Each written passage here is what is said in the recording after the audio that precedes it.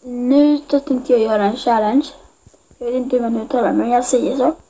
Och jag tänkte käka lite papper.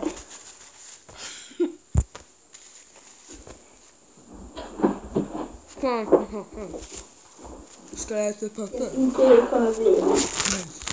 Jag tar bara lite papper. Jag hittar.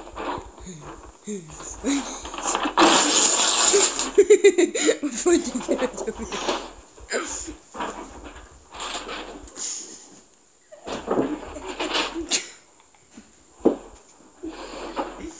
Okej, jag tar det. Men jag ska ta en liten bit.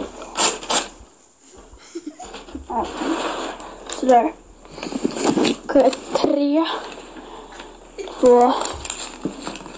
Alltså det är många som har testat men jag har också testat det i en video. Känner.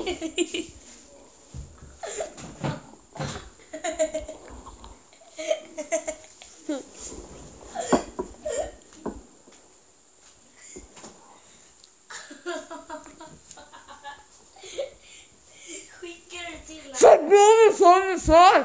Skickar du till Håll käften! Jag äter trä. Nej. Jag vet hur jag ska säga.